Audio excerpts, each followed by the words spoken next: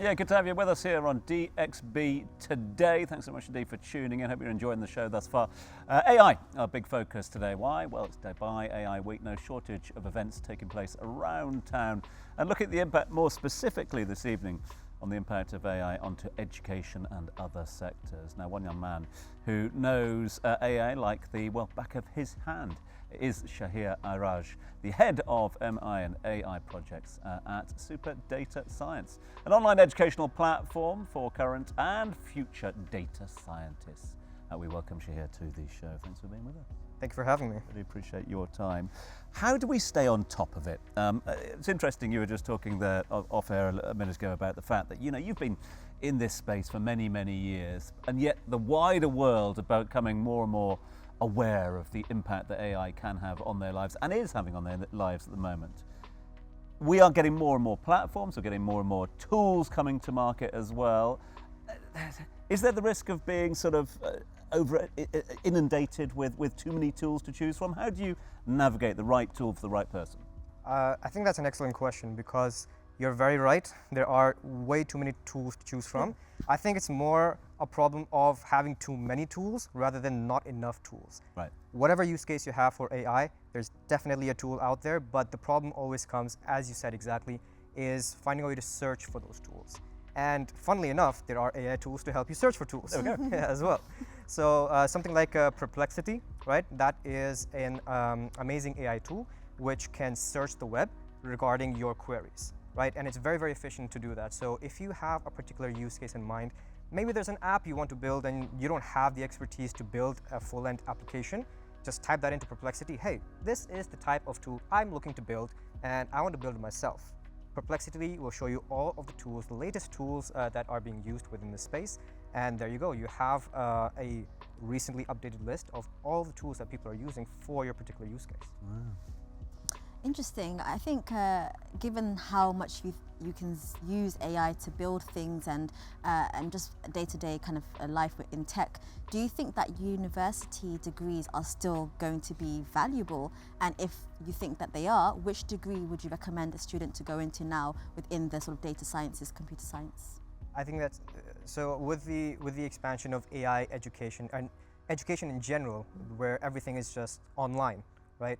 One does ask the question, where do traditional degrees and traditional education fit into this whole scenario? And I think the traditional form of education and getting a bachelor's degree or a master's degree, it fits very well when you want to specialize in a particular topic. So especially for young people going into the field of machine learning and AI, I think there's still a lot of benefit of having these degrees because these are accredited in a way, people trust them. But also it's a great way for you to focus your 4 years on just learning rather than being completely confused with all of these things that you may want to learn.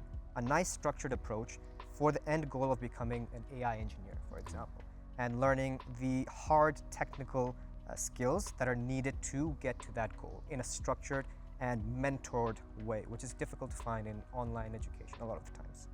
I'm fascinated by this one, Shaheer, because you launched your company about 8 years ago and AI has evolved so much since, you know, because initially AI sounded like something that only tech giants use, but I feel like it has been woven into our everyday life so much. You have different AI tools for different purposes. Can you break that down for us if you don't mind, please? Of course. So like, there's an AI tool for nearly anything that you want to do. So for example, if there's an app you want to build, there's an AI tool that will help you build an entire end-to-end application. One recent really interesting use case we had in our company SuperDataScience is that we had our community members build an end-to-end AI travel assistant. So I'm not sure about all of you, but I don't like planning trips. Yep. It just escapes my mind. You can plan everything front to end, get the best flight details, get the best booking details, what are the best ways to travel between the different locations you want to go. It's a headache for me. So what we've done is we had our community members build a tool which will get all the requirements, where they want to go, what they want to see, and build an end-to-end itinerary for them with the best flight details, the best hotel bookings with the best locations for the types of activities you want to do, and all of that will be generated at the click of a button in a matter of seconds. Okay, I'm a little confused, but then that's because of the grey hair and difference of mindset. But a lot of our viewers out there will be first-time users of AI. So just give us a breakdown. If they want to go away and experiment with AI, top 3 platforms, top 3 portals that you would send them towards. So first, obviously ChatGPT. Okay, done. Fantastic tool, and it's getting better every day. So it should be on everyone's list to use at least every week, if not more. It's great for just for personal discussions and for any questions you may have that you may want to ask a human. ChatGPT is there. It does a fantastic job.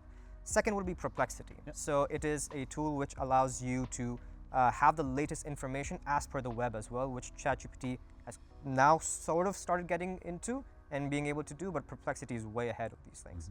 And the third tool I would say is something like a Replit or Lovable, which helps you build like applications. So any idea, any business idea that you may have in mind that a 17 or 6-year-old can have in mind, they can use that to sort of bring that kind of idea to life.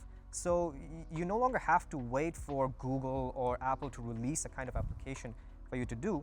You can experiment with all of these different tools. You can build them yourself using language, using English. Shaheer, that is incredible. And I'm going to have to take note of the apps that you just said, because I'm really fascinated by it. Thank you so much for coming on today and for all your incredible insight. Thank you.